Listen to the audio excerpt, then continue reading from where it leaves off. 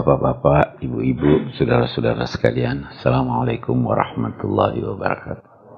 Malam ini kita ingin melanjutkan bahasan kita tentang malaikat. Banyak fungsi malaikat, banyak sekali fungsi malaikat.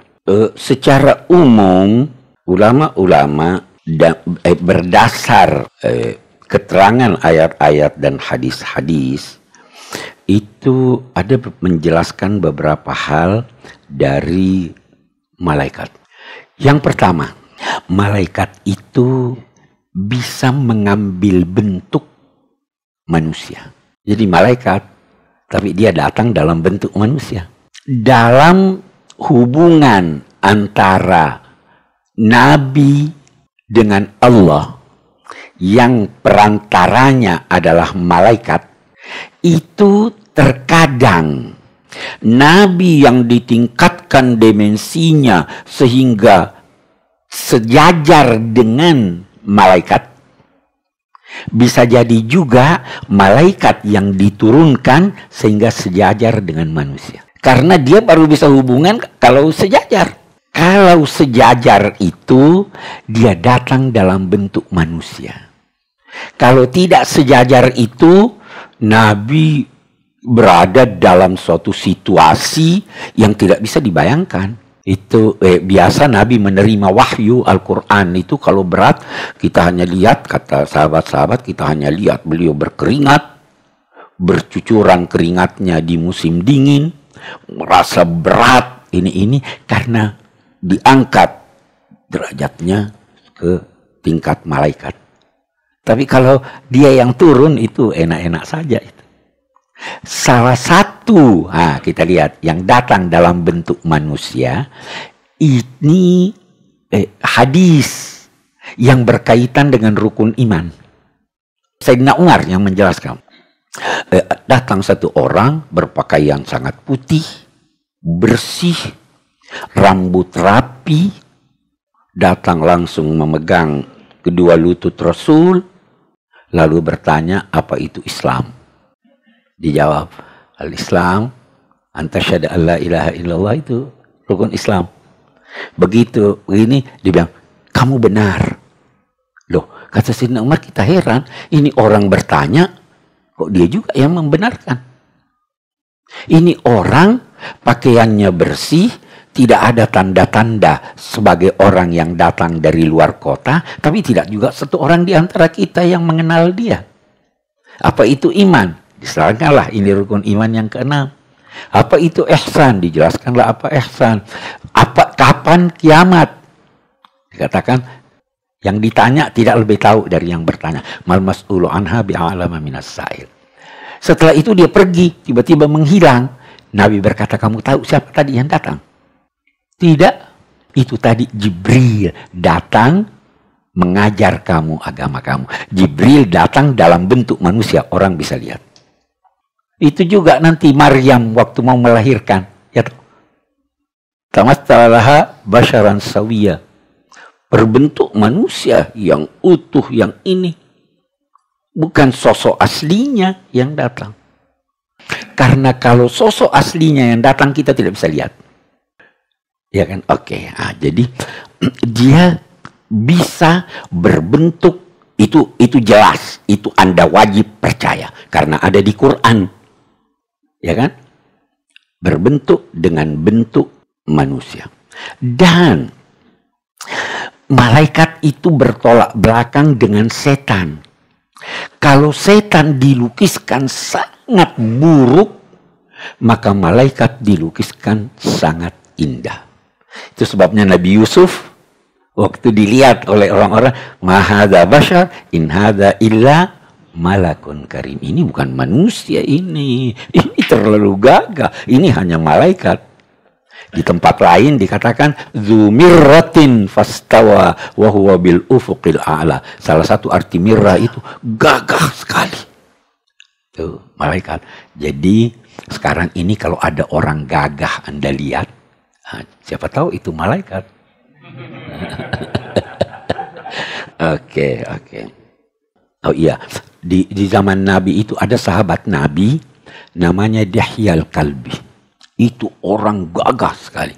Kata Nabi, seringkali kamu lihat, kamu kira dia Dihya, padahal itu malaikat yang datang. Karena itu orang gagah. Oke. Al-Quran juga menyatakan bahwa malaikat tidak berjenis kelamin. Kalau jin, itu ada laki-laki, ada perempuan. Itu kalau kita dianjurkan membaca, mau masuk kamar mandi, apa sih yang dibaca? Allahumma inni a'udzubika minal khubusi wal khaba'ith. Al-khubus itu jin laki, al-khaba'ith itu jin perempuan. Jadi kalau cuma baca sampai minal khubus, itu bisa diganggu oleh yang perempuan jin. Oke. Itu tidak berjenis kelamin. Itu juga jelas sekali tidak makan dan tidak minum. Nabi Ibrahim didatangi oleh malaikat-malaikat. Nabi Ibrahim punya sifat yang sangat ingin menghormati tamu. Dia faragha ila ahlihi faja'a bi ajlin samin. Dia sembunyi-sembunyi dari anunya itu, baru dia masuk ke dalam, siapkan makanan, baru dia sodorkan makanan itu. Waktu disodorkan, dia lihat ini kok tamu-tamunya nggak makan nih. Dia curiga, kenapa nggak makan? Ternyata kemudian dia ketahui bahwa itu malaikat. Jadi malaikat itu tidak makan dan tidak minum. Itu harus Anda percaya. Malaikat tidak jemu beribadah. Hanya saja sebahagian malaikat itu ibadahnya hanya satu macam. Ada yang kerjanya cuma ruku saja. Ada yang kerjanya cuma sujud saja. Ada yang kerjanya cuma tasbih saja. Tidak jemu-jemunya.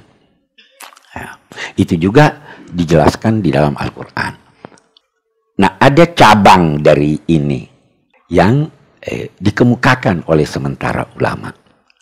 Dia katakan begini, kalau begitu malaikat itu tidak punya inisiatif. Tidak punya inisiatif. Kerjanya cuma satu.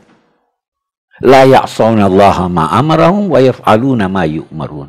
Mereka itu tidak mendurhakai Allah dan mereka melakukan apa yang diperintah Allah. Jadi yang dari akalnya saya tidak dapat perintah. Sama komputer. Sudah diprogram, pencet ini keluar itu, pencet ini keluar itu. Nah, tapi ini pendapat tidak ada di Quran, itu penafsiran. Anda mau percaya begitu silahkan, tidak percaya begitu silahkan. Dan itu sebabnya kata ulama-ulama antara lain Syekh Rashid Ridha, itu sebabnya bukan malaikat yang ditugaskan untuk menjadi khalifah di bumi. Kalau malaikat ditugaskan jadi khalifah, tidak ada teknologi, tidak ada perkawinan antar buah. Itu inisiatif manusia. Tidak ada yang salah, semua benar. Tetapi statis dunia, Allah tidak mau itu.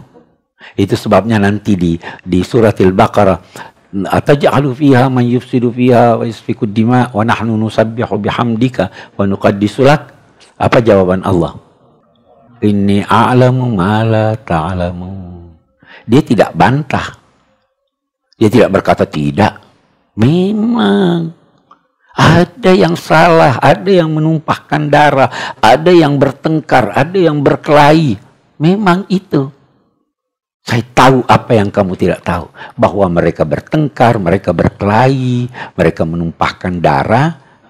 Selama mereka itu melakukan kegiatannya dengan maksud yang baik, walaupun salah ditoleransi. Karena manusia. Itu bedanya. Oke. Apalagi yang kita temukan di dalam Al-Quran. Mampu berbentuk, tidak berjenis kelamin, tidak makan, tidak jemu beribadah, tidak berdosa, gagah. Itu hal-hal yang ditemukan di dalam Al-Quran yang wajib kita percaya. Nah, sekarang kita lihat. Berapa banyak malaikat itu? Wa ma ya'lamu junuda rabbika illahu. Tidak ada yang mengetahui tentara Allah kecuali Dia. Yang pasti, Dia lebih banyak dari seluruh jumlah manusia. Itu pasti. Ya kan? Kenapa? Kita lihat dulu. Paling tidak setiap manusia ada 2 malaikat. Dan begitu manusia itu mati, malaikatnya, ini terserah mau percaya atau tidak, malaikatnya berada di kuburan orang yang meninggal itu dan mendoakan dia. Ini Raqib dan Atid. Kita nanti kembali bicara soal Raqib dan Atid yang populer itu. Iya. Jadi jumlahnya banyak. Bisa digambarkan begini. Wa yahmilu arsya rabbika fawqahum yawma idzin samaniyah. Samaniyah 8. Apa artinya 8 ini? 8 miliar. Kita tidak tahu. 8 malaikat kita tidak tahu. Di dalam hadis ada dikatakan bahwa setiap hari berkeliling di arsy Tuhan itu 70.000 malaikat setiap hari, dan yang sudah tawaf sekali tidak lagi tawaf sesudahnya. Banyaknya ini. Itu. Jadi malaikat terlalu banyak sekali. Kita ingin melihat lebih jauh di dalam Al-Quran. Ada beberapa yang disebut, tapi sebelum sampai ke sana, mari kita lihat bagaimana hubungan malaikat dengan manusia. Itu ada dijelaskan, dia punya hubungan dengan kita. Yang pertama dulu, kita mau lihat asal usul manusia Adam. Iya. Sebelum Adam diciptakan, Allah berfirman pada malaikat, "Inni ja'ilun fil ardi khalifah." Saya akan menciptakan di bumi ini khalifah. Fa idza sawaituhu wa nafakhtu fihi min ruhi faqa'u lahu sajidin. Kalau saya sudah sempurnakan ciptaannya dan sudah muncul dia, maka sujudlah kepada Adam. Satu dulu, banyak hal bisa diuraikan di sini. Yang satu dulu, pertanyaan. Apa semua malaikat yang jumlahnya sedemikian banyak itu disuruh Allah sujud kepada Adam atau tidak? Wa idz qala rabbuka lil malaika. Ulama beda pendapat. Saya cenderung berkata tidak semuanya. Malaikat yang disuruh sujud itu adalah malaikat yang mempunyai hubungan dengan manusia. Apa alasannya? Kita lihat. Waktu iblis tidak mau sujud, Allah berfirman kepadanya, "Ma mana'aka an tasjuda lima khalaqtu biyadi? Astakbarta am kunta minal alin?" Kenapa kamu tidak mau sujud kepada makhluk yang saya ciptakan dengan kuasaku, dengan kekuasaanku, dengan tanganku? Apa kamu angkuh atau kamu termasuk kelompok elit? Apa itu artinya? Ada 2 alasan yang bisa menjadi sebab iblis tidak mau sujud. Yang pertama, istakbarta. Karena kamu angkuh. Kalau kamu angkuh, kamu dosa. Am kunta minal alin. Atau kamu termasuk malaikat-malaikat yang mempunyai kedudukan yang tinggi. Itu artinya, memang itu tidak disuruh sujud. Hanya malaikat yang punya hubungan dengan manusia, itu yang disuruh sujud. Itu yang disuruh kamu harus kenal makhluk ini. Jangan duga ya, hanya manusia di alam raya ini. Terlalu banyak, kita ini cuma status. Masa semua malaikat yang sekian banyak disuruh sujud? Hanya malaikat-malaikat ini yang punya hubungan nanti dengan manusia. Oh, ini yang atur rezekinya, ini yang atur kematiannya, ini yang itu yang disuruh sujud. Yang lainnya, udah deh, kamu urusanmu lain. Mungkin ada makhluk lain yang dia urus, kita tidak tahu. Jadi yang punya hubungan dengan